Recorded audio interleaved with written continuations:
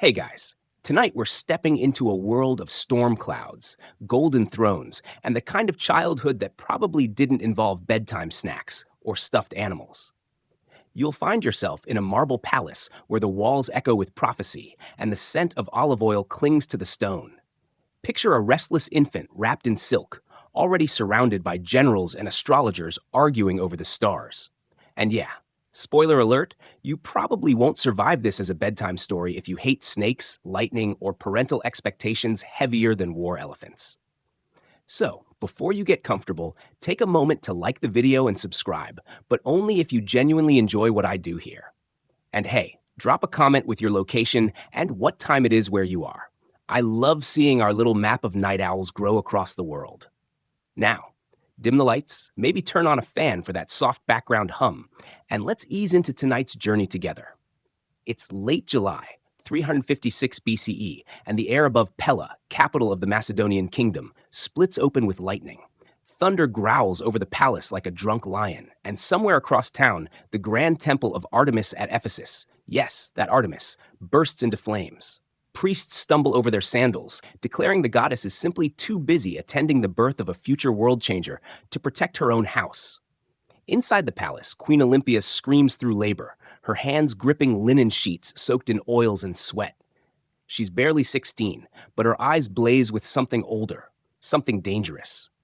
In the next room, King Philip paces in bronze armor, already preparing for his next campaign. He's not the cuddly bedtime story kind of dad. And then, with one last push and a cry loud enough to drown the thunder, the boy is born. His skin is pale. His hair? Already a stubborn crown of golden tufts. The midwives hush, pausing just long enough to bow, as if sensing something sacred just slipped into the world. They name him Alexander. Now, if you're imagining lullabies and soft cradles, think again. From the moment Alexander opens his eyes, people start whispering that he's destined for something not normal. An oracle declares that his birth on the same night as the Artemis temple fire is a sign. The boy, she says, will burn down empires. Historical fact? Yep, the temple at Ephesus really did burn down that same night. Coincidence? Historians still argue whether the connection was poetic invention or a clever bit of royal PR. But in a world where signs mattered more than spreadsheets, this was divine marketing gold. Olympias doesn't mind. She claims descent from Achilles through her Molossian bloodline, and she's absolutely thrilled at the idea that her son might be part god. Not metaphorically, literally.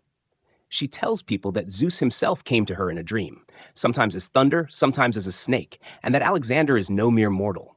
Is she lying? Is she just really into dramatic storytelling? Maybe both.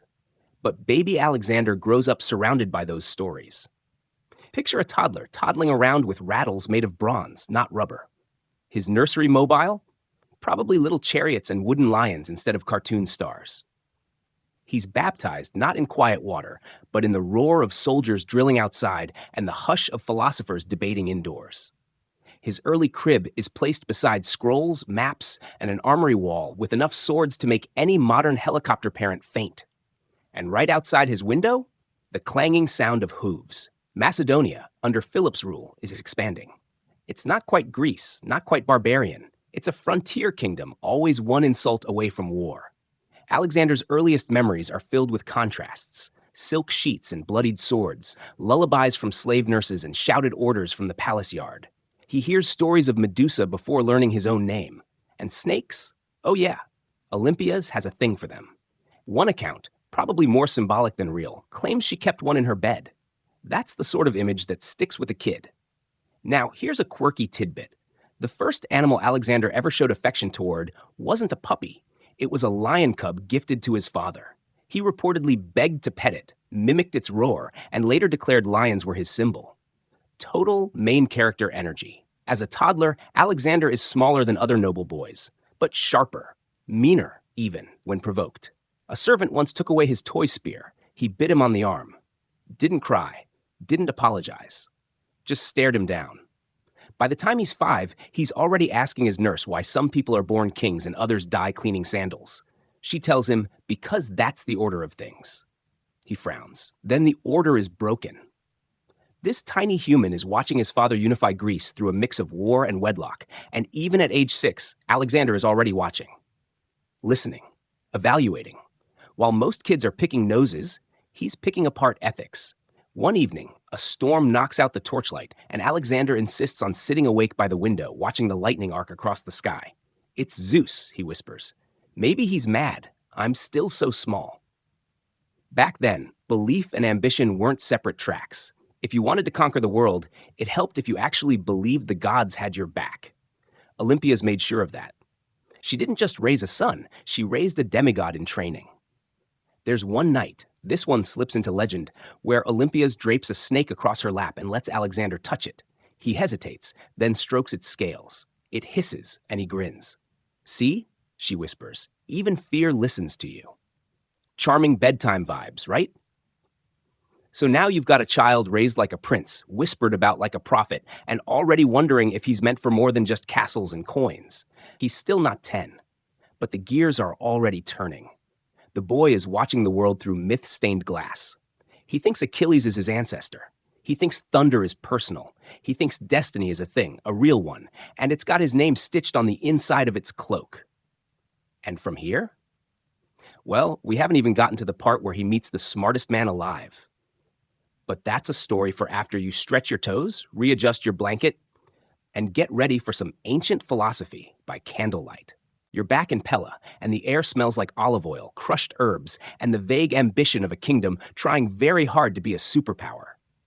But tonight we're moving in closer, not toward the war rooms or training yards, but to the quieter, stranger corners of the palace, where a boy is being shaped by someone who doesn't quite believe in bedtime. Her name is Olympias, and she doesn't raise children. She forges destinies. Now, Queen Olympias is not your average royal mom. She's part priestess, part political chess master, and part snake whisperer. Literally. She's from Epirus, a region to the west, and she claims descent from Achilles on one side and Neoptolemus on the other. Basically, she views herself, and by extension her son, as myth come to life. Not just royal, legendary. Alexander, he believes it. By the time he's old enough to string sentences together, he's already whispering questions about fate, gods, and what makes a man truly heroic. Olympias feeds this curiosity like it's her full-time job. She doesn't just tell bedtime stories. She reenacts myths. She drapes herself in ceremonial robes, burns sacred herbs, and chants epics until the smoke curls along the boy's ceiling beams. And there's always that one detail: the snakes. No one can prove it, but multiple ancient sources insist Olympias kept serpents around her private chambers. Some say they slithered across her bed. Others whisper she believed one of them was actually Zeus in disguise. And little Alexander?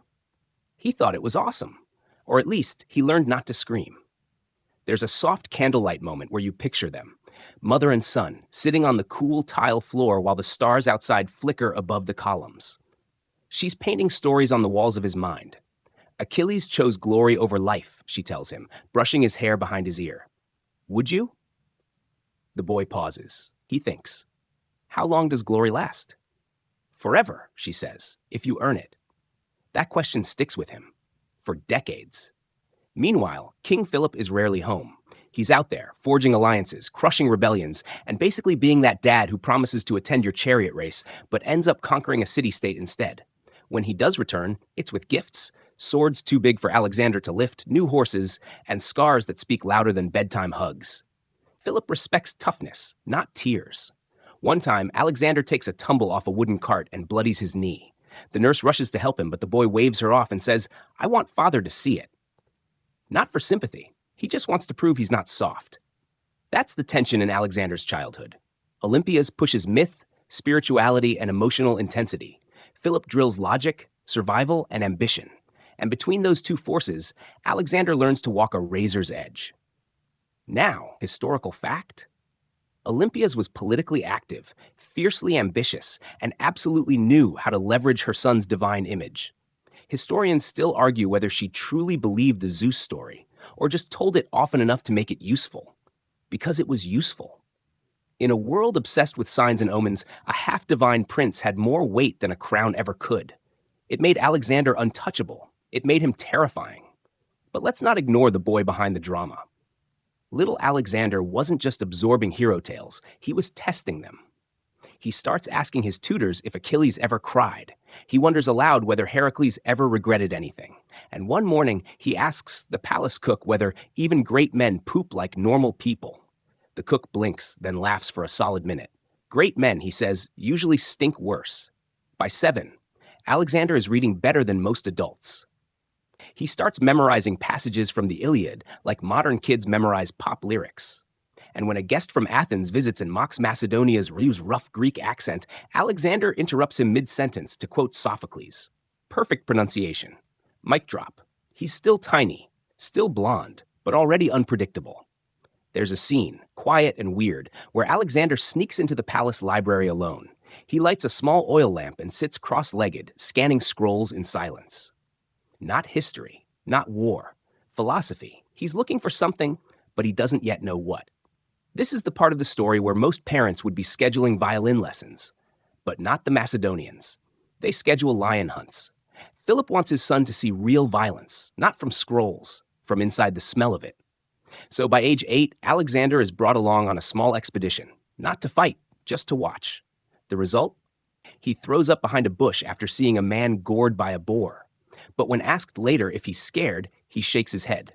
No, he says, just surprised how loud pain is. Quirky detail here. Alexander becomes mildly obsessed with echoing sounds after that. He tries yelling into jars, clapping under stone arches, even shouting into the palace well. When asked why, he says, I want to know what war sounds like when it's alone. No, really. He says that. So we've got a boy raised on myths, surrounded by political schemers, trained in war from a distance, and increasingly curious about the invisible threads that bind the world. Not just how people fight, but why they fight. What makes them choose courage over comfort? What makes a king good or not? By now, Philip is starting to notice something unusual. His son isn't just clever, he's restless.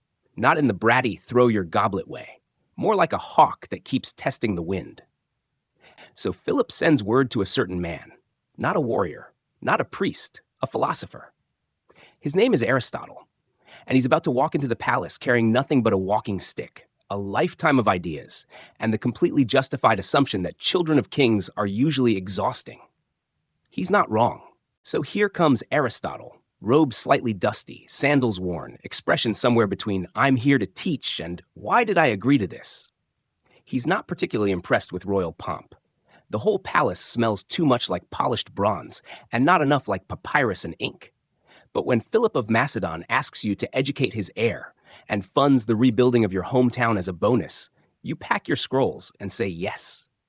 The philosopher arrives in Mysa, a quiet countryside retreat with fresh fig trees, smooth stones, and enough silence to hear your own thoughts, a rare luxury in ancient Macedonia. It's not quite a school, more like a garden of future conquerors. Alexander is 13. He watches Aristotle dismount from his horse with the intensity of a hawk eyeing a mouse. No bowing, no flattery, just a nod. You're the one who reads everything, Alexander says, and you're the one who questions everything, Aristotle replies. Boom, mutual suspicion instantly established. Now, mainstream historical fact, Aristotle did indeed tutor Alexander for several years, probably starting around 343 BCE. He wasn't just brought in for grammar drills. He was tasked with shaping the mind of the boy who would one day run half the world. No pressure. But let's pause and imagine this setup. You've got one of the most brilliant philosophers in history teaching a teenager who thinks he's part god. Sounds like the beginning of a sitcom, or possibly a very niche Greek tragedy. Their first few lessons don't go smoothly. Aristotle talks about moderation. Alexander wants to hear about heroism. Aristotle explains logical fallacies. Alexander interrupts to ask how many Persians Achilles killed. At one point, Aristotle uses a stick to draw a diagram of the cosmos in the dirt. Alexander wipes it away with his foot and says, "The stars are wrong. They don't burn the same when I look at them." Is it arrogance, or a young mind challenging the shape of reality? Aristotle doesn't scold him, he just draws the diagram again. But slowly, deliberately, he starts weaving Alexander's love of myth into deeper questions. Instead of dismissing Achilles, he uses him as a launchpad. If Achilles were alive now, he asks, would he still be great or just reckless? Alexander pauses. He doesn't have an answer. That's the trick. Aristotle doesn't give him answers. He slips questions under Alexander's door like secret messages. A quirky tidbit here. Aristotle supposedly brought a small collection of exotic animals to Mysa. Snakes, birds, maybe even a monkey or two. Why? Natural science, of course, but also to keep students like Alexander curious, slightly on edge, and constantly asking why. Alexander becomes obsessed with one bird that mimics human speech. He teaches it to say, "Glory fades." But whenever it chirps, he whispers, "Not mine." You've got to give him credit for confidence. Meanwhile, the other students at Mysa are noble boys too, future generals, statesmen, poets. Aristotle runs the sessions outdoors under trees, often pacing while he speaks. He teaches ethics, biology, astronomy, logic, rhetoric. But for Alexander, the real magic isn't in the subjects, it's in the patterns. He starts seeing philosophy like military tactics, how ideas flank each other, how logic can corner someone like a cavalry charge. He starts using metaphors in arguments like arrows, always aimed to win. And yet, Aristotle keeps him grounded. One day, Alexander walks into the garden in a foul mood. He's just argued with his mother, probably about fate versus free will. He declares, "If the gods made me, then they should explain why." Aristotle smiles and hands him a small olive pit. "What's this?" Alexander asks. "Potential," Aristotle replies. "Put it in the earth, give it time, and you'll know." It's the sort of reply that drives a teenager mad with poetic rage. And yet, the boy pockets the pit. There's another day, less poetic, more hilarious, when Alexander challenges Aristotle's claim that man is the rational animal. So what does the prince do? He sneaks into the kitchens and attempts to teach a goat to count to 5 using breadcrumbs. The goat eats all 5 without waiting. Alexander declares the experiment inconclusive. Still, he laughs. And so does Aristotle. Historians still argue whether Aristotle's teachings truly shaped Alexander's worldview or merely refined it. Some believe the conqueror ignored most of what his tutor said. Others argue you can see Aristotle's fingerprints on every policy Alexander later enforced, from tolerance of local religions to the founding of cities as cultural hubs, not just military garrisons. But back in Mysa, that's all in the future. Right now, you've got a boy sitting under a fig tree, carving his name into the bark, reciting lines from the Iliad under his breath. He's still growing into his body, awkward elbows, stubborn jaw, and eyes too sharp for someone so young. One night, after a particularly intense lesson on ethics, Alexander corners Aristotle. "Would you rather be a good man," he asks, "or a great one?" Aristotle folds his hands behind his back. "Good men don't need statues," he says. "Great ones do." It's not a clean answer, but it makes Alexander think. And for now, that's enough. So as the sun sets behind the cypress trees of Mysa and the olive pit still sits unplanted in the boy's pocket, you've got a teenage prince tugged in every direction.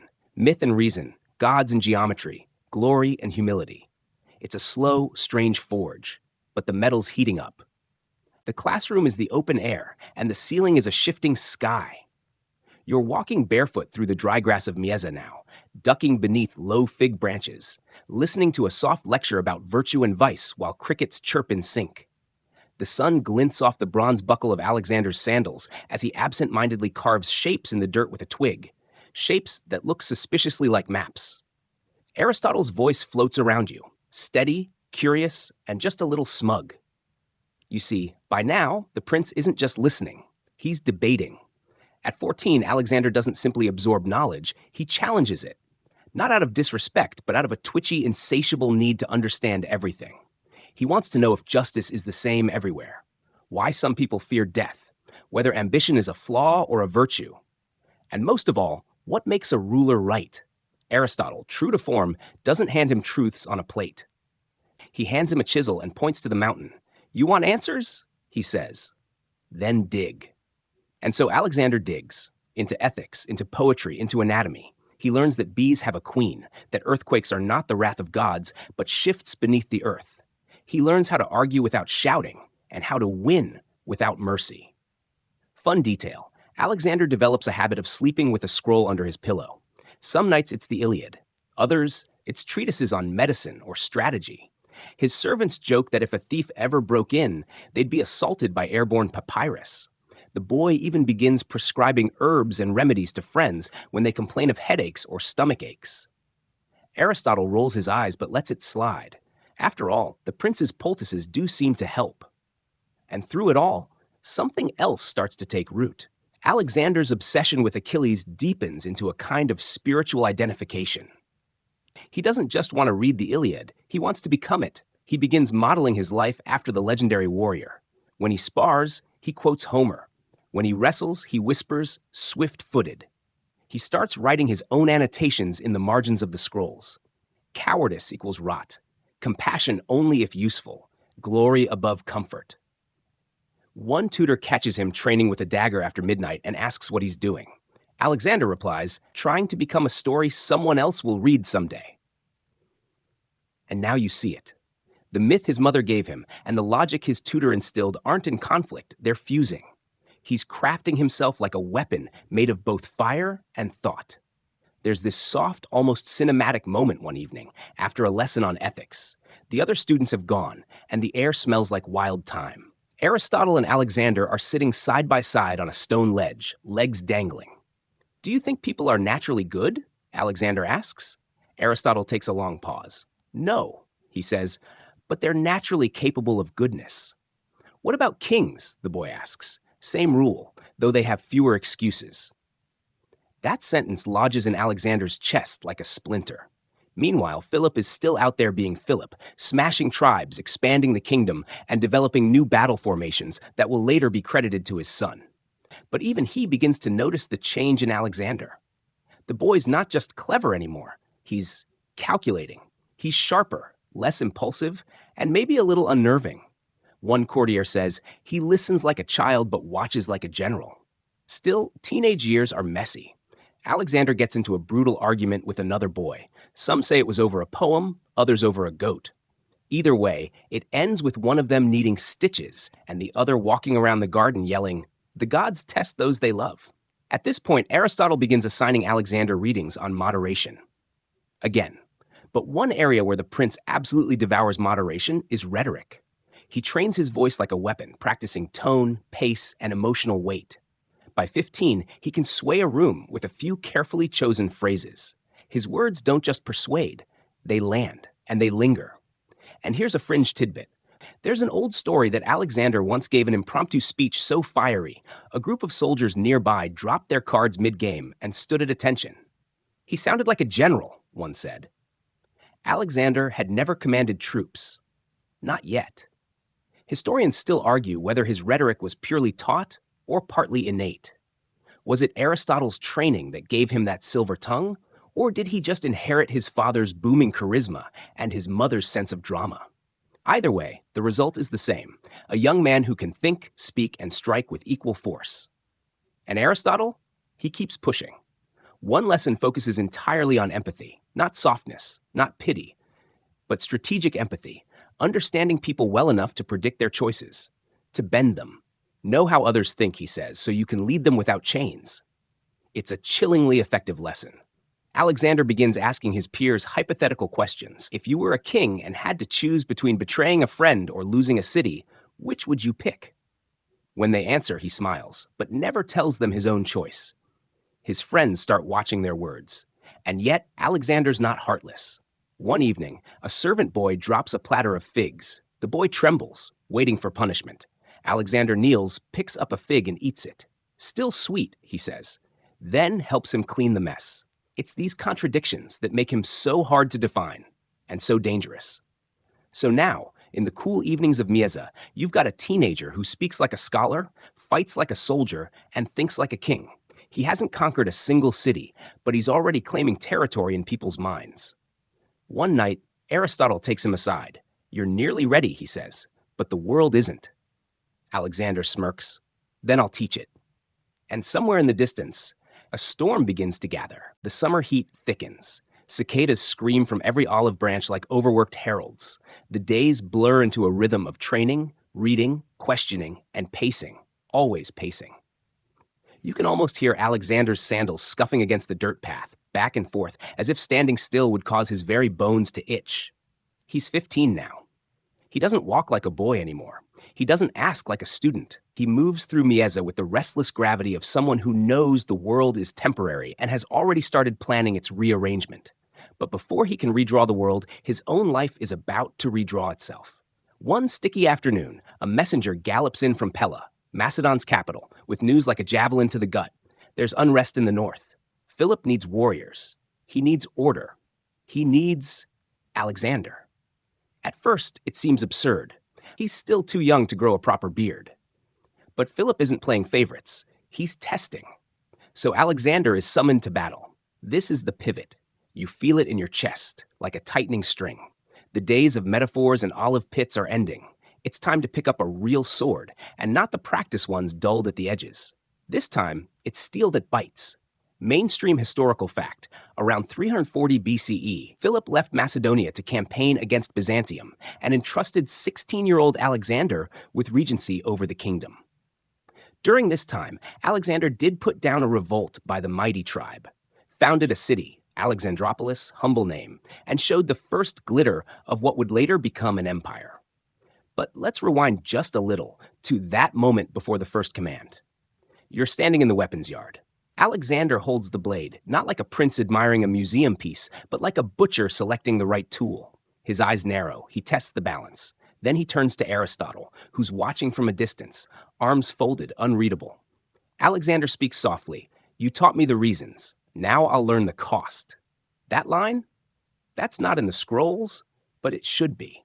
The campaign against the Mede is brutal. No soft fields or gentle lessons. Just ragged hills, unfamiliar terrain, and soldiers old enough to be his uncles rolling their eyes at a royal kid in bronze armor. But Alexander doesn't flinch. He listens to scouts. He questions terrain. He rides at the front, not for show, but because he wants to see. The way the wind shifts through the valley, the width of the enemy lines, the tilt of a commander's head just before an order.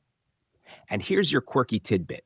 During this campaign, Alexander allegedly wore a plume dyed bright white, deliberately making himself visible in battle, essentially painting a bullseye on his helmet. Why? He said it helped his soldiers follow him, but you can't help but feel he was daring fate to find him, testing his skin for immortality. The Mede? Crushed. Alexander doesn't just beat them. He builds a city right there, plants Macedonian settlers, and names it Alexandropolis. Again, very humble, but also strategic. It's not just about winning, it's about leaving a fingerprint. Historians still argue whether this campaign was orchestrated by Philip as a test or whether Alexander seized more power than he was given. Some say he had full regent authority. Others suggest Philip expected him to stay quiet, watch from the sidelines, and scribble down field notes. But Alexander was never one for sidelines. When Philip returns, he finds a son who isn't just smarter, he's blooded. And something shifts between them. There's pride, yes, but also tension. You can almost smell it between the crown and the helmet. Philip's getting older. His wounds don't heal as fast. His court starts whispering about succession, about legitimacy, about alliances, especially when he remarries a Macedonian noblewoman and has another son. Suddenly, Alexander isn't just the prince, he's a prince. And Olympias? Oh, she's furious. She hisses in corners, writes long letters, probably burns effigies. Her entire life's prophecy is at risk of being undone by a second wife and a backup heir. Alexander feels it too, the cold calculations in every hallway, the quiet replacement plans. One night, over dinner, Philip offers a toast and refers to Alexander as this boy. Just a boy. Not my heir, not my son, just boy. Alexander's fingers tighten around his cup. He doesn't speak, but the silence is louder than war drums. Things break fast after that. A shouting match erupts at a royal wedding. Philip, perhaps already drunk, allegedly lunges at Alexander with a dagger, then stumbles and falls flat. Alexander, ever the tactician, says dryly, "Behold, the man who would cross from Europe into Asia, but can't cross from one chair to another." A dagger of his own, thrown straight into his father's pride. For a while, Alexander leaves court, exile-light. He takes his closest friends, like Hephaestion, and rides off, maybe to cool his blood, or maybe to weigh his future. Aristotle stays in touch, sends scrolls, possibly advice, possibly warnings. But even during this strange limbo, Alexander doesn't stagnate. He studies other armies, foreign customs. He trains harder. There's a rumor that during this time he fasted for days while meditating in a cave, trying to see the shape of his destiny. You can picture it. Him, alone in the dark, fingers tracing the edge of a sword, whispering questions to shadows. And then, like a string pulled tight, the world snaps. Philip is assassinated. The throne is suddenly empty. The court panics. Allies scatter like pigeons. And before the blood on Philip's cloak has dried, Alexander returns, not as a boy, not as a son, but as a storm. He seizes power with speed that historians still debate. Was it planned or instinct? Either way, he eliminates rivals, secures the army, and has himself proclaimed king. Not next in line, king. But that's for the next section. For now, you leave him standing on a marble balcony, 17 years old, watching the torches of a morning city flicker below. He is no longer just Aristotle's pupil. He is something else entirely. Smoke coils lazily into the sky. Morning drums beat low and steady. Macedon is a kingdom in shock, and you are standing in the thick of it, shoulder to shoulder with 100 murmuring nobles, all asking the same whispered question. What now? Philip II, king, conqueror, war machine, has been stabbed in public during his daughter's wedding by one of his own bodyguards. The killer, a man named Pausanias, is immediately cut down as he flees. But that only raises more questions than it answers. Was it personal, political, or something tangled and twisted between? Historians still argue about the motives behind the murder. Some say it was revenge over courtly mistreatment. Others suspect Olympias had a hand in it, manipulating the assassin like a piece on a game board. A few conspiracy-happy scholars even claim Alexander himself knew it was coming, though there's no solid proof. But the truth? It doesn't matter. Not now, because the throne is empty, and Alexander wastes zero time. He returns to Pella like thunder, 17 years old, eyes hard, mouth set, flanked by loyal friends and enough momentum to terrify even the most seasoned courtier. There are nobles who hesitate, who murmur about waiting, about confirming lineage, about tradition. But Alexander doesn't wait. He acts. Within days, some say hours, he has himself declared king by the army. Not just prince, not regent, king of Macedon. The generals, many of whom watched him grow up, don't even blink. They've seen how he fights. They've heard him speak. And maybe, just maybe, they like the idea of a ruler young enough to believe in destiny. Still, not everyone's cheering. Rival claimants begin to circle like vultures. Half-brothers, distant cousins, opportunistic noblemen. Olympias, with the subtlety of a thunderclap, allegedly helps eliminate a few of them. She is not a woman who leaves loose threads. One tale even suggests she personally saw to the death of Philip's second wife and infant son. Housewarming gifts, queen style. Alexander doesn't publicly approve, but he doesn't stop her either. There's a fringe detail here. Some sources say Alexander visited his father's body alone at night, not to weep, to swear something. Maybe vengeance, maybe victory, maybe both. Whatever it was, he leaves that tomb with fire behind his eyes. Now, the next obstacle, the rest of Greece. You see, when Philip was alive, most of the Greek city-states had reluctantly bent the knee, or at least tilted it. But now that he's dead, the leash feels looser. Thebes, Athens, and a few other restless powers start whispering rebellion. They assume a teenager on the throne means weakness. Oops. Alexander marches south, not hesitantly, not carefully. He marches like a lightning bolt wrapped in armor. Within weeks, he's in Thessaly, facing down a coalition of Greek leaders who expected indecision, and instead get a war face that looks a lot like his dad's, just younger and angrier. He plays the game perfectly. In Thessaly, he makes bold moves with minimal bloodshed. In Thebes, he negotiates through fear. In Athens, he sends messages dripping with both threat and charm. And bit by bit, the cities fall back into line, not out of loyalty, but out of sheer force of personality. Mainstream historical fact. Alexander was confirmed as leader of the Corinthian League, the pan-Hellenic alliance Philip had created. In doing so, he was granted control over the military campaign against Persia, Philip's grand unfinished project. Let that sink in. At 18, Alexander is now commander of the Greek world's combined military. And here's your quirky detail. At the Corinthian League meeting, a philosopher named Diogenes, yes, the one who lived in a barrel, allegedly snubbed Alexander completely. When the new king asked, "Is there anything I can do for you?" Diogenes waved his hand and said, "Yes, step out of my sunlight."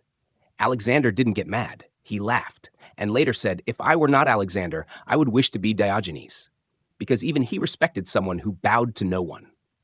Back in Macedon, Alexander returns home to cheering crowds, but he's not smiling. He's focused, obsessed. Persia is next. Remember those childhood maps? The ones with smudged lines and heroic doodles, now they're real. He points at Asia like it's a staircase, not a continent. But before he can cross that sea, he needs order behind him. No cracks, no doubts.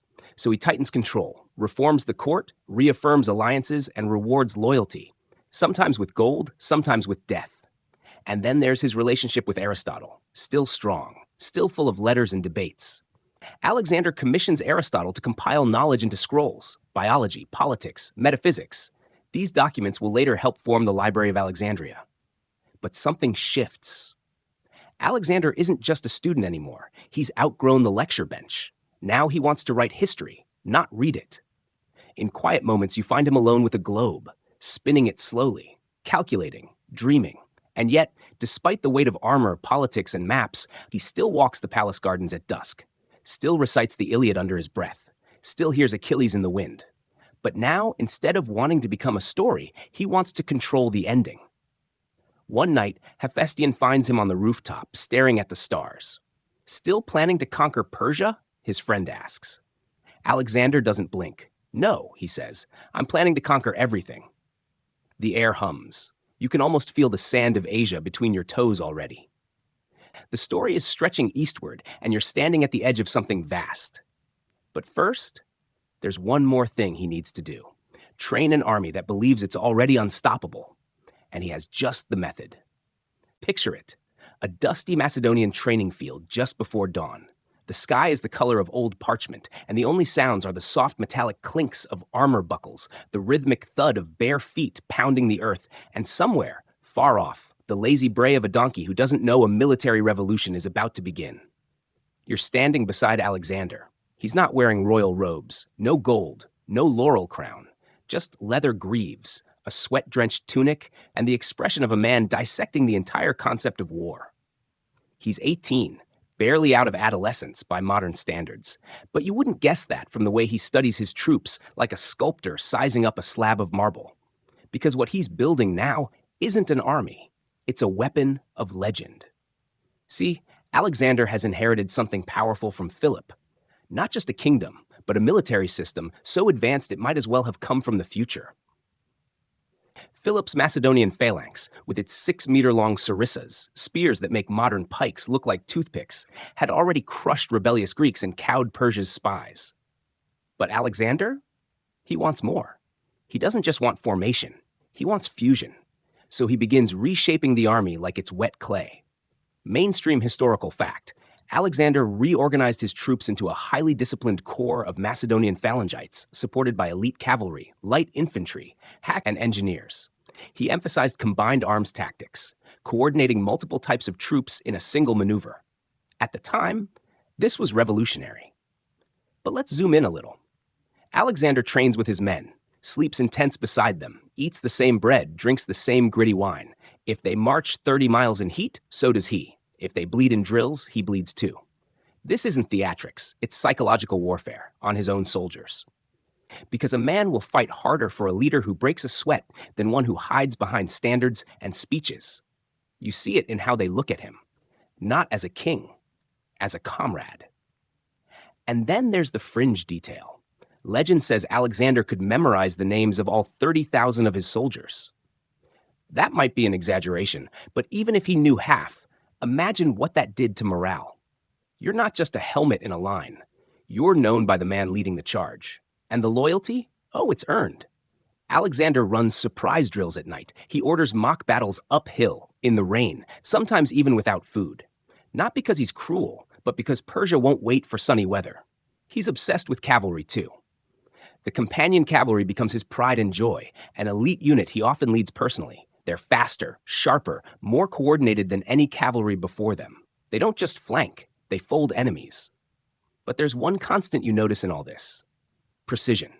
Alexander watches the angle of shields, the timing of charges, the distribution of supplies. He believes discipline wins battles before the first sword is drawn. Historians still argue how much of the army's success was inherited from Philip and how much was Alexander's innovation. Some say he was merely the final polish on an already sharp blade. Others argue that he forged a completely new kind of warfare by blending instinct, science, and sheer ambition. The truth? Somewhere in between. Philip built the machine. Alexander turned it into a living creature. Now imagine him, parchment spread across a table, hands stained with ink and oil. He's mapping out Persia, not just geography, but culture. Routes, fortresses, supply lines. He reads Persian customs, languages, religions. He doesn't want to conquer blindly. He wants to understand what he's going to rule. Aristotle's teachings whisper through every decision: logic, observation, balance. Even as he sharpens swords, he's still sharpening his mind. And the whispers begin, not in Macedon, in Persia. Scouts report a boy king has unified Greece. A boy king trains an army like no one's seen before. A boy king is coming.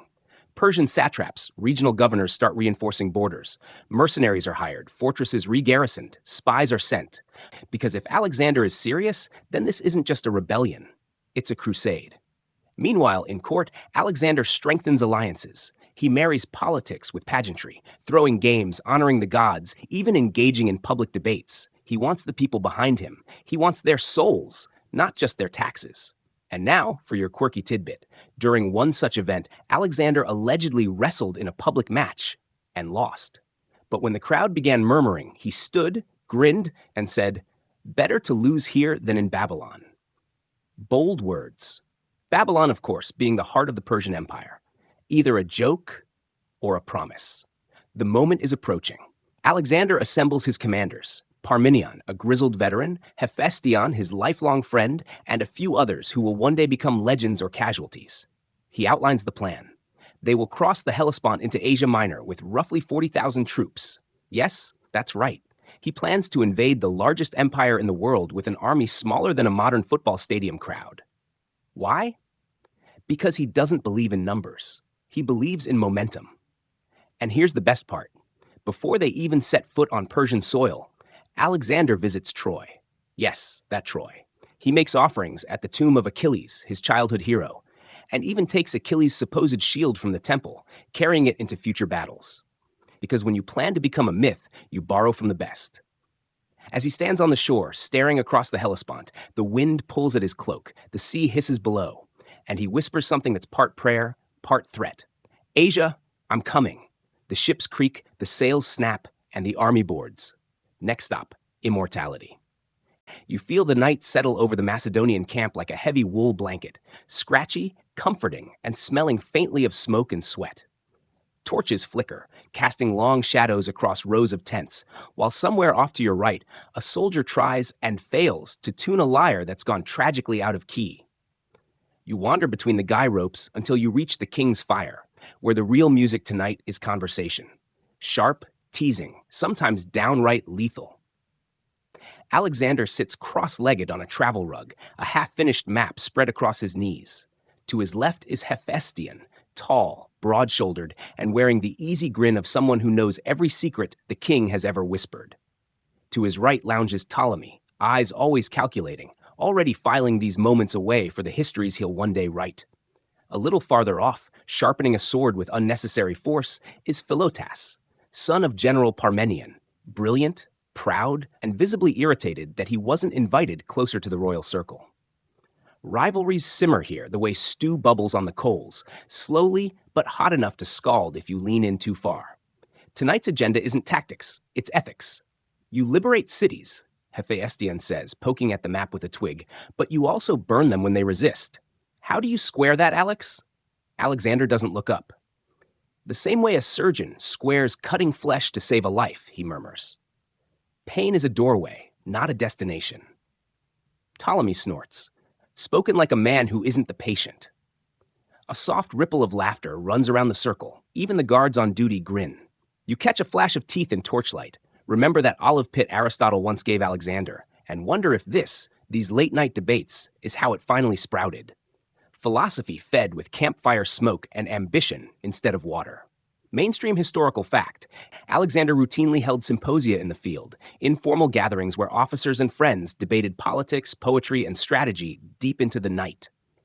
These sessions forged some of the tightest bonds and deepest grudges of his entire campaign. But grievance lurks here too. Clytus the Black, older, battle-scarred, fiercely protective, steps forward, arms crossed.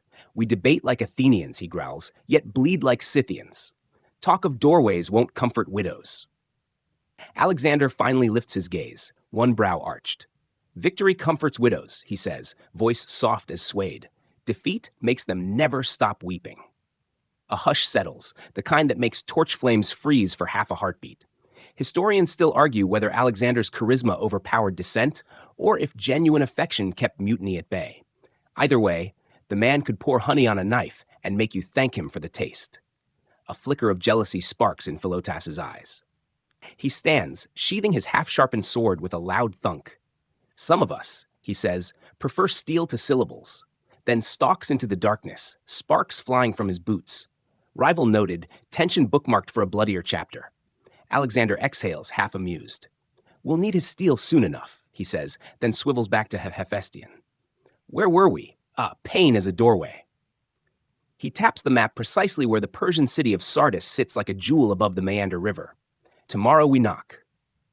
You can feel it, an invisible current humming between friends who worship him and rivals who fear him. Jealousy is the tax you pay on greatness, and tonight the king's ledger is full. Hephaestion, ever the stabilizer, steers the talk toward philosophy. Aristotle taught us happiness is the exercise of virtue, he muses, but is conquest virtuous if it multiplies misery? Alexander spins a dagger between thumb and forefinger, blade catching firelight. Depends whose virtue, he answers. Ask the children freed from tyranny, not the tyrants toppled. Quirky tidbit. Alexander allegedly had different colored eyes, one brown, one blue-gray, giving him what courtiers called the gaze of two skies. Whether a medical fact or poetic embellishment, it fueled gossip that he literally saw the world from double perspectives, mercy and murder, poet and predator. Across the fire, Ptolemy scratches notes onto a wax tablet. Posterity will judge, he mutters. Alexander hears him and chuckles. Posterity's quills are sharpened by victors, my friend. Write kindly. Laughter again, but softer this time, tinged with recognition of power's razor edge. You remember the goat-counting fiasco back in Mysa and realize not much has changed. Alexander still tests boundaries, only now the stakes weigh thousands of lives instead of breadcrumbs. Speaking of boundaries, Hephaestion says, stretching, do you ever sleep? Alexander grins. Achilles managed with catnaps. Why shouldn't I? Then, like a lightning strike of nostalgia, he pulls a worn scroll from his satchel, the Iliad, annotated with his own cramped handwriting. He reads a line aloud, voice dipping to a hush that makes everyone lean in. Let us win glory for ourselves, or yield it to others. A gust of wind rattles tent flaps. Somewhere a donkey brays again, perfect comedic timing. Alexander laughs. Even the donkey thinks I'm dramatic. Donkeys are wise, Ptolemy quips. They carry burdens and complain loudly, like philosophers in fur coats. That's 2 donkeys you've mocked tonight, Hephaestion notes. Careful, or Diogenes' ghost will haunt you. It's a gentle jab, but Alexander's smile falters, just for a blink, because Diogenes, with his barrel and sunlight, reminds him that not everyone is impressed by empire. The whisper of doubt flicks across his face, then vanishes behind iron resolve. He stands, dusting off his knees. Enough talk of ghosts. Dawn comes quickly, and Persia won't debate us over breakfast. He gestures for the map. Tomorrow we find out if pain truly opens doors. As the circle disperses, you trail behind, feeling camp dust cling to your feet. Rivalries remain unsheathed, moral questions still hang like smoke, and friendship wraps around ambition like ivy. Beautiful, but capable of strangling stone. By the time you reach your own bedroll, Alexander's torchlight is already dimming. Yet you know he's awake, staring into the dark, rehearsing impossible equations. Loyalty minus envy plus glory equals... what? Sleep drifts in on a warm breeze, carrying the distant thud of a watchman's staff. Somewhere in the hush, a baby olive tree might just be taking root, fed not by soil, but by the arguments of men who plan to rewrite the world. By dawn, the Aegean air tastes of salt and promise. You wake to the sound of sails snapping and boots thudding on wet wood. The Macedonian fleet, bobbing like chess pieces on the Hellespont, is finally ready to cross. This isn't a covert operation. It's a parade, with armor polished, banners flapping, and enough synchronized shouting to make the gods glance up from their ambrosia. Alexander is already on deck, wind tousling his curls, face set like a marble statue someone forgot to chisel a smile into. Today isn't just about travel. It's about ritual. As the sun bleeds gold across the sea, Alexander performs a dramatic gesture that no self-respecting warlord could skip. He tosses a spear from the prow of his ship into Persian territory. Mainstream historical fact. This wasn't just a flex, it was symbolic, claiming Asia as won by the spear. Ancient audiences would have understood immediately. Alexander wasn't coming as an invader. He was arriving as a rightful conqueror. Then he disembarks, walks calmly onto Asian soil, and get this, visits Troy. Yes, that Troy. The one Homer couldn't stop talking about. The city of Helen, Hector, and of course, Achilles. Alexander lays a wreath at the supposed tomb of his hero, dedicating it to glory, vengeance, and good press. But the quirky twist? While honoring Achilles, he makes his closest companion, Hephaestion, offer tribute to Patroclus, Achilles' closest friend, or possibly more. Historians are still raising their eyebrows over that one. The subtext is clear. We're them now. Talk about commitment to cosplay. Alexander even reenacts the great Achilles foot race around the tomb, sprinting across dusty stones while his generals clap awkwardly and try not to look like they're holding back smirks. Imagine LeBron James acting out Space Jam before a championship game. Bold, theatrical, kind of endearing? But beneath the theatrics lies calculation. This entire ritual serves one razor-sharp purpose, to remind his men and his enemies that this isn't just war, it's destiny. Alexander isn't attacking Persia, he's avenging Greece. As the army marches inland, Alexander proves that his rhetoric isn't just for show. His leadership isn't all olive branches and poetry. The first city they encounter, Granicus, becomes a test. Persian satraps had assembled a mixed force of local cavalry, mercenaries, and nobles. Alexander's generals urge caution. Crossing the river into their position could be disastrous. But guess what Alexander does? Yep, he charges. Right into the river, while arrows hiss past like angry hornets and horses scream in surprise. Historians still argue whether this was brilliant improvisation or reckless bravado. Some say he saw a gap in the Persian line. Others say he just wanted to make a statement. Either way, the gamble works. Alexander himself takes a blow to the helmet during the chaos, and legend says it cracked clean through, only stopped by his iron headband. Another version claims he was knocked off his horse and dragged underwater before slashing his way back up like a soaked, furious god. You imagine that moment, mud in his eyes, blood on his lip, and still grinning. Because near death doesn't scare him. It clarifies him. Once the Persian line buckles, Alexander unleashes the companion cavalry like a thunderbolt. The Persians collapse and the Macedonians sweep the field. Victory at Granicus. The cost is real. Many Macedonian soldiers die and some officers fall hard. But the effect? It's nuclear. Word spreads across Asia Minor like wildfire. Alexander can't be stopped. City after city opens its gates. Sardis, once a jewel of the Persian Empire, welcomes him without a fight. Local governors defect. Temples once dedicated to Darius now host feasts in Alexander's name. And here's a strange tidbit. Alexander sends 300 sets of Persian armor back to Athens as a gift to the goddess Athena. Each suit is labeled, from Alexander, son of Philip and the Greeks, except the Spartans. Ouch. That's a historical subtweet if there ever was one.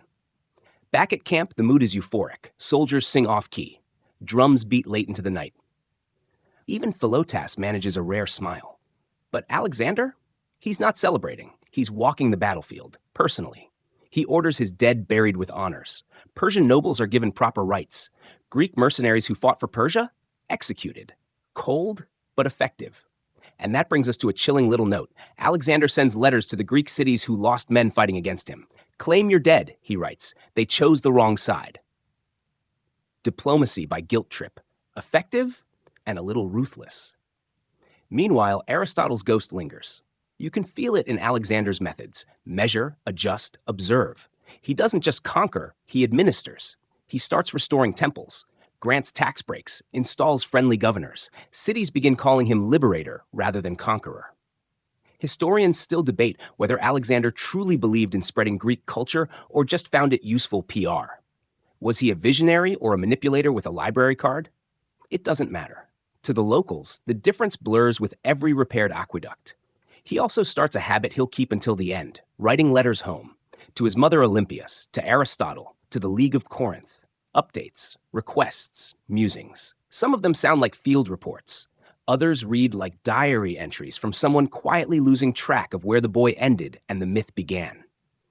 Because here's the thing, Alexander doesn't stop, even now, after victory, after applause, after maybe take a nap. He's scanning the horizon. His army knows what's coming. More battles, more borders, and somewhere beyond the dust and hills, Darius, the king of kings, emperor of Persia, the man who's been watching this young upstart turn his western provinces into souvenirs. And if Darius thought Granicus was impressive, he hasn't met Alexander when he's angry. But for tonight, the fires crackle, armor is cleaned, bread is shared, and under the stars of Asia Minor, the boy who once dreamed beside a pile of Homeric scrolls now sleeps wrapped in the legacy of gods. Just not for long. You wake to the sound of drums, low, rhythmic, like the earth itself is warning you. Keep moving, or be moved. The Macedonian army marches eastward now, a living machine of armor, calluses, and calculated purpose. Alexander rides at the head, his gaze fixed far ahead, like he sees not just the horizon but through it, into a future that no one else has quite dared to imagine. At his side, the usual suspects. Hephaestion, of course, shadowing him like a second spine. Ptolemy, always scribbling notes, muttering measurements under his breath. And behind them, the thundering pulse of thousands, infantry, cavalry, engineers, cooks, gamblers, poets, dreamers, deserters, soon to be caught, and at least one donkey who seems dangerously close to achieving local celebrity status. But the mood has shifted. Granicus was the warm-up act. What lies ahead is Issus, the battle where Alexander will face not just another satrap or noble, but the full weight of the Persian Empire, with Darius III himself at the helm. Mainstream historical fact. The Battle of Issus in 333 BCE was the first time Alexander and Darius met face-to-face. Well, almost. Darius ran before they got too close. It marked a turning point not only militarily, but psychologically. Alexander stopped being the invader and became the equal. You travel with the army into a narrow valley, mountains rising on one side, the sea glinting on the other. It's a bottleneck, and Darius, despite his massive numbers, blunders right into it. It's like bringing a marching band into a broom closet and expecting a good performance. Alexander sees the terrain and his opportunity. He arranges his troops with surgical precision, cavalry on the flanks, phalanx at the core, light troops skirmishing ahead like chess pawns on espresso. His gaze scans the landscape, and suddenly, he's smiling. "You feel that?" he says to Hephaestion, almost giddy. "Feel what?" Hephaestion asks. "The crack," Alexander replies. "In the script, we're about to rewrite everything." The battle begins with a scream. Human, horse, horn, it doesn't matter. The sound floods your chest and scrambles your heartbeat. The Persians have twice the numbers. More archers, more cavalry, more everything. But Alexander, he has intent. While his infantry holds the center, he leads a cavalry charge straight into the Persian left, carving through like a needle through silk. He doesn't command from the rear. He dives in, sword flashing, voice hoarse from shouting names and orders, his very presence a living spear point. And then, just as the Persians begin to push forward, Alexander executes a move so bold it makes the gods lean in closer. He spots Darius's chariot, and he charges it. Quirky tidbit. Persian royal chariots were often more ceremonial than practical, gilded, elevated, and decked out with giant flags. Darius's had high poles and fluttering royal emblems, making it an excellent target and a terrible getaway vehicle. Alexander cuts through the Persian guard like parchment. Dust blinds him. The chariot wobbles. Darius panics, and then he bolts. Leaves his army, abandons his family, flees the battlefield. Historians still argue whether Darius's flight was cowardice or strategy. Was it a retreat to regroup or a permanent fracture of imperial confidence? Either way, the message is clear. The Persian god king has blinked. The moment Darius vanishes, the Persian lines collapse. Chaos ripples through their ranks. Soldiers throw down their weapons. Horses scatter. Trumpeters blow retreat in all the wrong directions. And Alexander? He doesn't give chase. Not immediately. He turns to the wounded, sends for water, binds a soldier's leg with his own sash. He walks among his men like a mortal again, blood-spattered and smiling. They cheer. Of course they cheer. The man just stared down the most powerful monarch in the world and made him run like a shoplifter caught mid-pocket. But here comes the twist, the soft gut punch in the middle of the fireworks. In the aftermath, Alexander finds Darius's family. His mother, wife, and daughters, captured, trembling, draped in royal silks now wrinkled with dust. The guards expect punishment, reprisal, maybe worse. But Alexander? He bows. Mainstream historical fact: Alexander famously treated Darius's captured family with respect, preserving their honor, offering protection, and refusing to mock or humiliate them. He tells them Darius is alive, assures them they will be treated as queens, not spoils. It's part chivalry, part propaganda, and entirely strategic. Because in that moment, Alexander isn't just a warlord. He's a king of kings. And yet, here's the shadow trailing behind the glory. Among the Macedonian elite, not everyone's thrilled. Some whisper that Alexander is growing soft. Others say he's too in love with Persian customs. There's talk of him wearing Persian robes, adopting Persian greetings. Philotas grumbles. Parmenion frowns. Historians still debate whether Alexander's policy of fusion was genuine or a clever attempt to maintain control over a diverse empire. Did he truly believe in unity, or was this just another layer of armor? The truth, as always, is tangled in both. But tonight, as torches flicker outside the royal tent, Alexander reclines in silence, a copy of the Iliad open on his lap. He reads a line, then flips the page. Reads it again. He turns to Hephaestion, murmurs, "You think they'll remember us the way Homer remembered them?" Hephaestion shrugs. "Only if you don't die before Book 9. You chuckle, exhausted. Because after Issus, everything changes. The world stops calling him Alexander of Macedon and starts calling him simply Alexander the Great. The stars look different in Egypt. You can't quite explain why. Maybe it's the clarity. No clouds, no chill, just endless black velvet dusted with starlight.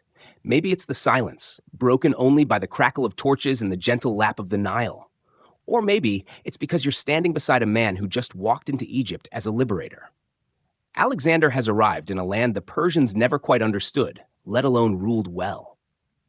Egypt, ancient even by ancient standards, watched empires rise and fall long before Macedonia was even a whisper.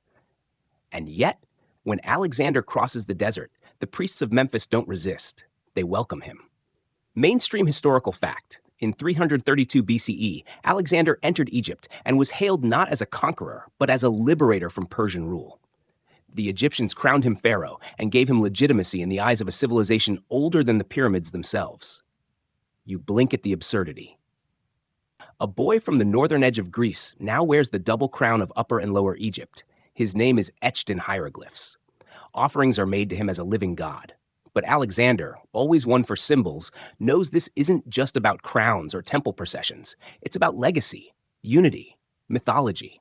And that brings us to his most famous detour yet. He wants answers. Not from advisors, not from Aristotle's logic. He wants them from the gods themselves. So he decides to cross the desert to visit the Oracle of Ammon at Siwa.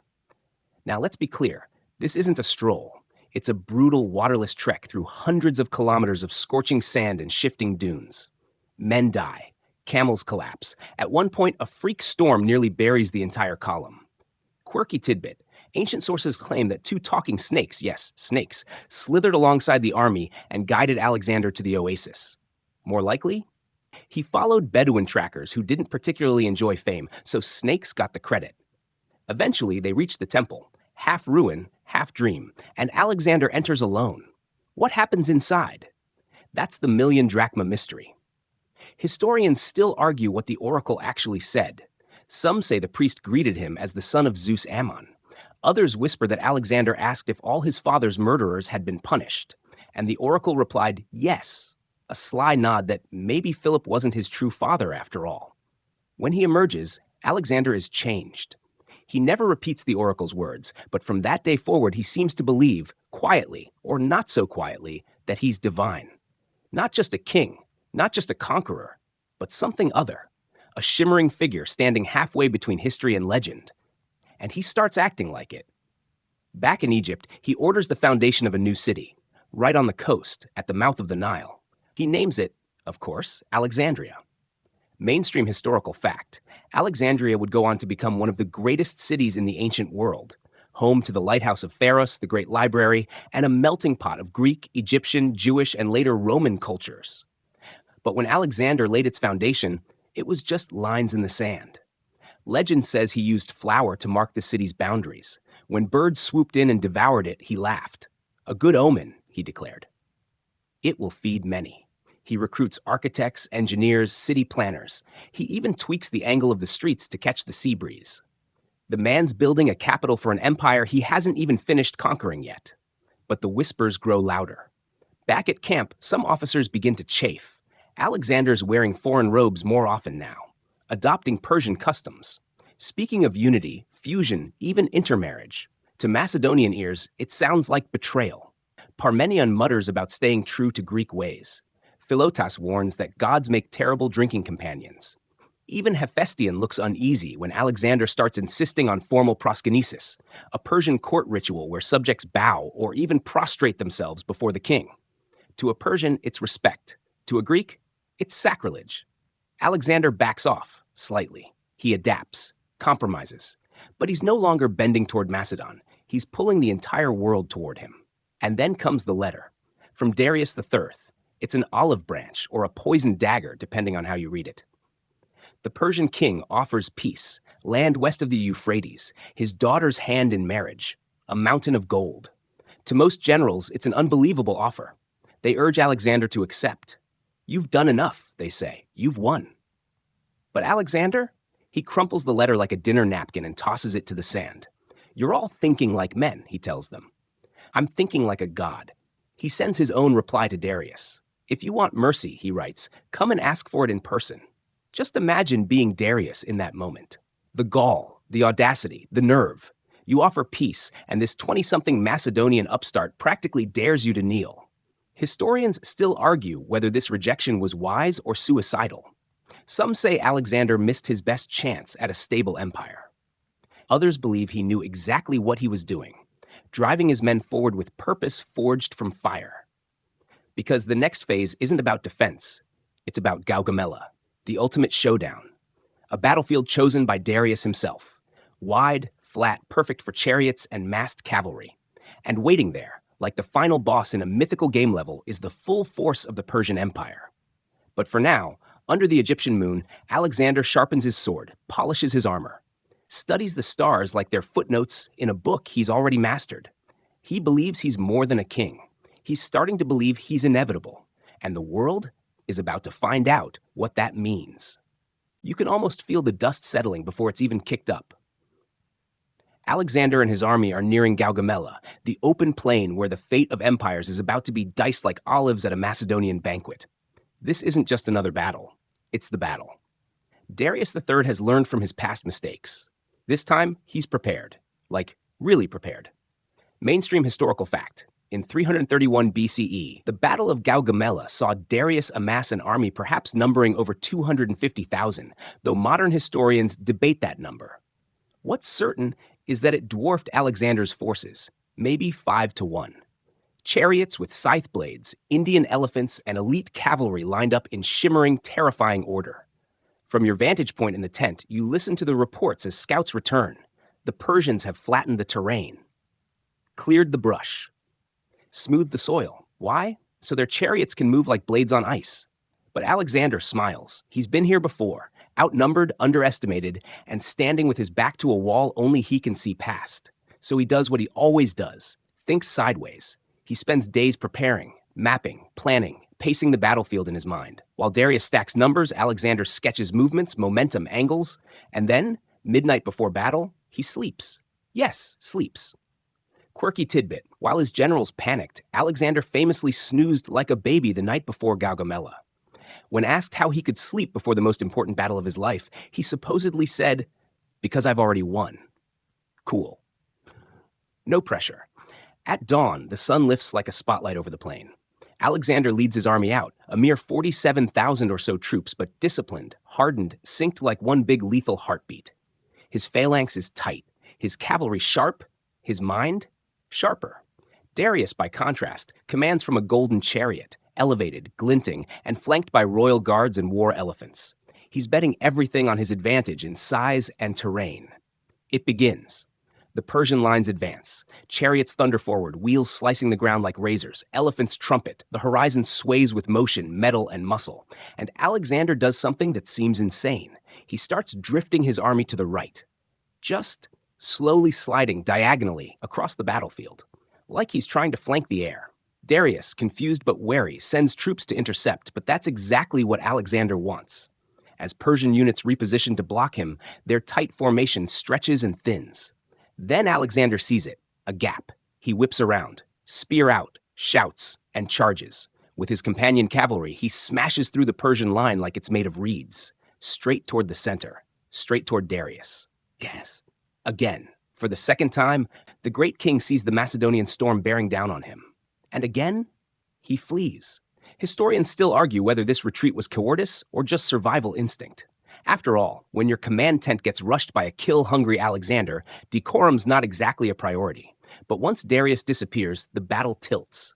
The Persian army, already stretched thin, already outmaneuvered, breaks. Horses panic, archers scatter, infantry turns into stampede. Back near the Macedonian line, Parmenion struggles. His flank is under siege, and the signal fires flicker for help. Alexander sees it, but keeps charging. He has a choice: help his general or chase down a king. He turns back. It's a moment that stings, because if he'd gone after Darius then and there, this story might have ended in Babylon instead of India. But instead, he saves his army. He pulls back, regroups, and in doing so, wins everything. Mainstream historical fact. After Gaugamela, Alexander was effectively the ruler of the Persian Empire. Babylon, Susa, and Persepolis all fell soon after. Darius was on the run, but the empire had no more muscle left to fight. Back in camp, Alexander surveys the wreckage: gold and silk, trampled banners, wounded horses, shattered armor, and Persian royalty scattered like dice across a tavern floor. He doesn't celebrate, not outwardly. He knows what comes next. Because while the empire may have fallen, Darius lives. And as long as he lives, so do rebellions, rumors, and rival claims to the throne. Alexander marches fast, faster than ever before, into Mesopotamia, into the heart of the East, hunting a man who keeps slipping through his fingers like prophecy. But not everyone is thrilled about this chase. His men are tired. The spoils of Gaugamela are vast: palaces, gold, cities, comfort. Many want to go home, but Alexander, he can't. He tells them, there is no home anymore, only forward. He's not just after revenge or conquest. He's after a legacy that can't be erased. And so you ride beside him through deserts and palaces, through rebellions and political deals, through the bones of kings and the silence of ancient tombs, until the day, one strange, still afternoon, he finally finds Darius, or what's left of him, betrayed by his own men, left to die in a wagon, bleeding out under a foreign sun. Alexander arrives just in time to hear his last gasps, and weeps. He throws his cloak over the body, orders a royal funeral, mourns his enemy like a brother. Historians still debate this display of grief. Was it sincere? Theater? A calculated move to claim Darius's legacy, and with it, the Persian loyalty he would need to rule? But there's no denying the shift. From this moment on, Alexander stops being a conqueror and starts being an emperor. He adopts more Persian customs. Marries Roxana, a noblewoman of Bactria, wears royal robes, adds Eastern governors, rewards Persian loyalty, and the Macedonians? They grumble, they mutter, but they march, because they are now part of something unprecedented, a world where East and West don't just collide, they blend. And at the center of it, a man who thinks of gods not as distant dreams, but relatives. And in his dreams, he's already hearing the name India. The rivers of India are unlike anything you've seen. They don't meander, they surge, thick with crocodiles, heat haze, and legends that drip from every stone. And yet, here you are, brushing vines off your armor, watching Alexander gaze across the Hydaspes River, the boundary between the known and the mythical. He's come farther than any Greek ever dreamed. Past Persia, through the mountains of modern-day Afghanistan, into lands where no maps exist, only stories. Some soldiers whisper of men with no mouths. Others speak of gold-guarding griffins. And yet Alexander, he just leans forward, like he's hungry for it. Mainstream historical fact. By 326 BCE, Alexander had reached the banks of the Hydaspes in what is now Pakistan. There, he faced King Porus, a local ruler who commanded a fierce and disciplined army, including war elephants, which Alexander's troops had never encountered before. And oh boy, those elephants. You're a Macedonian phalanx soldier. You faced chariots, cavalry, walls of spears, but nothing like this. The elephants rumble like walking fortresses, tusks sharpened, towers on their backs bristling with archers. The men around you whisper prayers. Even seasoned generals are pale. Horses refuse to advance when they smell the beasts. Alexander, however, is grinning. He sees a challenge, and worse, an opportunity for a great story. So he pulls a classic move. Under the cover of monsoon storms and midnight clouds, he secretly ferries part of his army across the river, miles upstream, using boats, makeshift rafts, even inflated animal skins. By the time Porus realizes what's happening, Alexander's cavalry is charging down from behind. Quirky tidbit: some legends claim Alexander's horse Bucephalus swam the entire river with him on its back, in full armor. Whether true or not, Bucephalus survives this battle, barely, and will soon become part of one of Alexander's most personal acts of tribute. The battle is chaotic, muddy, thunderous. The elephants crash into the phalanx like battering rams. Men are trampled. Screams echo between the clouds. But Alexander's discipline, timing, and sheer audacity prevail. Porus is captured, wounded but towering, proud as a lion. When brought before Alexander, he's asked, "How should I treat you?" And Porus replies, "Like a king." Historians still argue whether this moment was scripted or spontaneous, but either way, Alexander is so impressed that he not only spares Porus, he returns his kingdom, expanded even. Respect, it seems, can be more valuable than gold. But back in camp, cracks are showing. The soldiers are done. They've marched thousands of miles, fought in every climate, buried friends in foreign soil. And now, at the banks of the Ganges, with rumors of armies even larger than Darius's waiting beyond, they make their voices heard. They say no. They say, "We've followed you into storms, across mountains, through deserts and snake-infested jungles. Enough." And for the first time in his campaign, Alexander breaks. He sulks, doesn't eat, doesn't speak, sits in his tent in silence for days. Eventually he relents. They will turn back, but not before one last grand gesture. He builds 12 enormous altars along the river, one for each Olympian god. Not just a farewell, but a marker. Alexander was here. And oh, also, we totally could have conquered the rest. We just chose not to. Modern aside, that's like dropping 12 glowing billboards in the jungle that read, "We stopped because we're merciful, not because we were scared." Definitely not that. So the return begins. Down the Indus River on boats cobbled together with vines and prayer. Some sail, others march along the banks. Skirmishes erupt. Diseases spread. The monsoon rains soak everything. Morale fractures. Alexander splits the army, one part by land, another by sea. And he takes the desert route. Yes, really. He leads a march across the Gedrosian Desert, one of the most brutal wastelands in the known world. There's almost no water. Temperatures swing from blistering to freezing. Men die in droves. Even camels collapse from exhaustion. Mainstream historical fact: the Gedrosian crossing was one of the deadliest stretches of Alexander's campaign. Some estimates say he lost over 3/4 of his troops. No military objective justified this route. Many historians believe it was an act of penance for turning back at the Ganges. And still, he presses on. Sometimes walking alone, refusing water until his men are served. At one point, a helmet filled with clean water is offered to him. He lifts it, then pours it into the sand, saying, "If they cannot drink, I will not drink." His men, seeing this, cry and march. But things are changing. Alexander's no longer the fresh-faced golden boy of Macedonia. His hair is longer, eyes darker. Paranoia nibbles at the edges of his judgment. He starts executing those he suspects of betrayal, even former friends. Remember Cleitus, the man who saved his life at Granicus? One night, during a drunken argument, Alexander kills him with a spear. Immediately, he collapses in horror. He locks himself away, refuses food for days, cries openly. Quirky tidbit: ancient sources say he tried to kill himself after Cleitus' death, but his guards intervened. Some claim he wailed like a child begging for punishment. And yet, he keeps marching. He reaches Persia again, visits the ruins of Persepolis, the once magnificent capital he had burned down in a fit of celebratory drunkenness years earlier. Now, faced with its ashes, he feels something between regret and awe. He walks alone through the blackened columns. No words, just wind. Historians still argue whether Alexander ever truly regretted that fire. Was it revenge for Xerxes' burning of Athens? A drunken mistake? Or symbolic destruction of an old world to make way for his new one? But there's no going back. His empire stretches from the Adriatic to the Indus. He's created cities, dozens of Alexandrias, instituted reforms, libraries, mixed armies, new coins, blended rituals. He has become not just a ruler, but a force of nature. And yet, despite it all, despite godhood, glory, and gold, he is alone.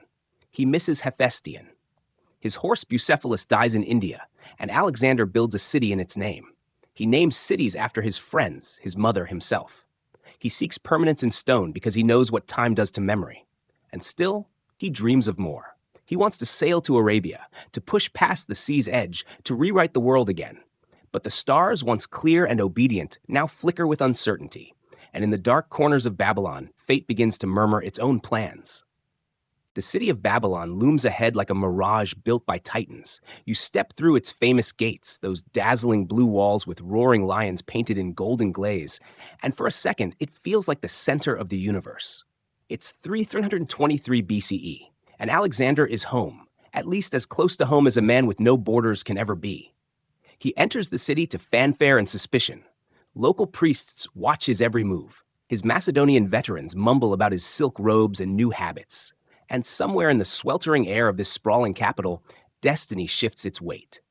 Mainstream historical fact: Babylon was a symbolic jewel of the Persian Empire and Alexander's chosen seat of power. Here, he planned new campaigns, Arabia next, then perhaps Africa, or even Rome. The known world wasn't enough. He wanted the entire map to whisper his name. But something isn't right. Alexander, just 32, looks tired. Not just battlefield tired, existentially tired. He drinks too much, sleeps erratically, sometimes talks to no one. And ever since Hephaestion died, his closest companion, maybe the love of his life, he's been less. Hephaestion's death hit like a meteor. He fell suddenly, possibly from typhoid, or maybe poison. And Alexander unraveled. He shaved his head, refused to eat, ordered a massive public mourning. He had temples built in Hephaestion's name, demanded he be worshipped like a hero, a god. Even Achilles, Alexander's lifelong role model, hadn't grieved this hard. Historians still argue how deep their bond truly was. Were they brothers in arms, lovers, twin souls? We'll never know for certain. But we know what grief did. It cracked something inside. And through that crack, the end crept in. It starts innocently. A banquet. Wine flows. Music hums in the background. The heat is thick, cloying, relentless. Alexander laughs too hard, drinks too deep, pushes his body like it's still made of bronze. Later that night, he falls ill. Fever spikes. Sweats drench his bed. He can't move his legs. His speech slurs. He tries to sit up to give commands, then collapses. For days, the palace becomes a pressure cooker. His generals whisper in corners. His officers wait outside his door. No one knows what's happening. The fever doesn't break. Mainstream historical fact: Alexander's illness lasted nearly 2 weeks. Modern scholars debate the cause. Malaria? Typhoid? Alcohol poisoning? Or was he murdered, as some ancient sources suggest? Poisoned by ambitious rivals, angry Persians, or disillusioned Macedonians? There's even a fringe theory that his body never decayed for days because he wasn't actually dead, just in a deep coma, mistakenly buried alive. Sleep tight. But here's the truth, plain and devastating. The greatest conqueror the world had ever seen lay dying in a city he barely had time to call his own. And then he couldn't speak at all. For days, Alexander points to things, nods, murmurs. His generals beg for instructions. Who will inherit your empire? Someone finally asks. He whispers, to the strongest. Quirky tidbit. Some claim he actually said to Crateros, the name of one of his most trusted commanders. But the word was misheard as Kratistos, the strongest. An empire carved in blood, handed over with a misheard syllable. Oof. Eventually, he stops breathing. No grand final speech, no celestial light, just heat, silence, and the stunned hush of a world that never imagined this man could end. His body is prepared, wrapped, perfumed, sealed in a golden sarcophagus. But here's the twist. It never makes it back to Macedonia. On its way home, it's hijacked, yes, stolen by one of his former generals, Ptolemy, who diverts the procession to Egypt. There, in Alexandria, the tomb becomes a monument, a shrine, a mystery. Historians still debate where the body is now. It's one of history's great unsolved puzzles. Some say it was destroyed. Others believe it lies buried beneath modern Alexandria, waiting for someone to dig through centuries of myth and asphalt. And the empire? Well, it doesn't last. Without a clear successor, Alexander's generals fall on each other like wolves. The empire splits, then splinters again. Territories become kingdoms. Old friends become rivals. His son, Alexander IV, is murdered before he can grow up. But the idea of Alexander, that never dies. He becomes legend in his own lifetime. In Egypt, he's a god. In Rome, he's the model for every ambitious general. In Persia, he's both conqueror and liberator. In India, his name morphs into folklore. His life is copied, adapted, reimagined across cultures, centuries, continents. He becomes a character in medieval romance, in Islamic epics, in Christian stories. He appears on coins, mosaics, and even stained glass. Alexander the Great becomes something more than a man. He becomes a mirror for ambition, for genius, for tragedy. Because in the end, he conquered more than land. He conquered the imagination. And you, lying there in the dark, drifting towards sleep, probably still feel it. That strange magnetism, that restless hunger, that voice whispering, "What if I just went a little farther?" But here's the gentler truth. Sometimes the greatest journeys are the ones within. And sometimes legends like Alexander remind us that even the brightest stars burn out. But oh, how brightly they shine before they do. The torches have burned down to glowing stubs. The generals are at war. The empire? It's cracked into pieces like a dropped vase, some shards big and jagged, others too small to find. But the people still tell stories. You're in a dusty village in Egypt, maybe 100 years later. A merchant by the fire is saying Alexander was half god, born of thunder, raised by lions. That he never died, just walked into the sky. That one day, he'll return. You almost believe it. Because the world still feels different, as if it's been spun on its axis and left tilted, just slightly. Just enough to make everything after feel like it's living in Alexander's shadow. Mainstream historical fact. After Alexander's death, his former generals, known as the Diadochi, split the empire into fragments. Ptolemy took Egypt, Seleucus got the eastern provinces, Antigonus tried to control Greece and Asia Minor. The wars between them dragged on for decades. But it was never the same. You can't glue an empire back together once the soul of it is gone. And make no mistake, Alexander was the soul of this thing. And yet, in the ruins of Babylon, scribes still copy his name. In Alexandria, scholars study the texts he brought back from India. In distant Rome, young boys hear his name and dream of doing what he did. One of them, Julius Caesar, will weep when he sees a statue of Alexander and realizes he hasn't accomplished anything close by that same age. That's the echo. Alexander changed what people believed was possible. And what of the boy from section 1? The one sprinting through Pella's gardens, chasing butterflies and fame? That boy became the man who brought Aristotle's scrolls to Bactria, who built cities in deserts, who faced elephants and chose curiosity over fear, who loved fiercely, mourned deeply, and left footprints from Greece to the Ganges. Historians still argue what drove him: ambition, insecurity, divine destiny, or just stubbornness. But one thing's certain, he didn't just want to win. He wanted to know the world. He wanted to touch every part of it, to blend it, reshape it, rename it. Quirky tidbit. One of the cities he founded, Alexandria Escot, literally means Alexandria the farthest. It's in modern-day Tajikistan. Imagine naming a city like Meville End of the Road. That's how far he went, and how much he wanted to be remembered. And oh, he is remembered.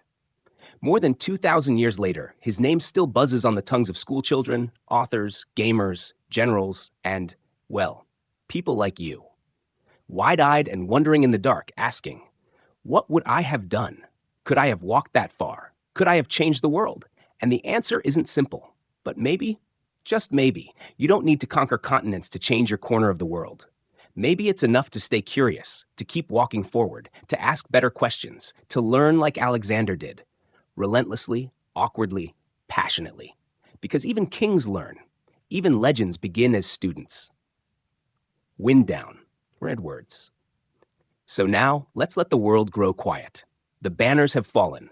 The cities are asleep. Even the great rivers of India have curled into stillness. Alexander's armor, once gleaming, now rests beneath layers of time and dust and story.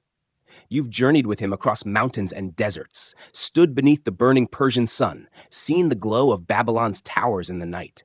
You've heard the clash of spears, the soft tread of Bucephalus, the hush of a young prince holding a scroll in a candlelit room. And now you're here, safe beneath your blanket, the fan whirring like distant wind, the light from your screen gently dimming. The questions can wait, the noise can pause. You've done enough for one night. Because while Alexander's story burned bright, your story is still unfolding. And though you may never ride at the front of an empire, you are the ruler of your own small realm. Every moment, Every choice, each step forward is yours to command. So breathe deeply now. Let your mind float. Think of vast skies over strange lands. Think of stars reflected in rivers. Think of a boy learning to dream in the shadow of a philosopher. And know that all great adventures, yes, even Alexander's, begin with a quiet question in the dark. Good night, traveler.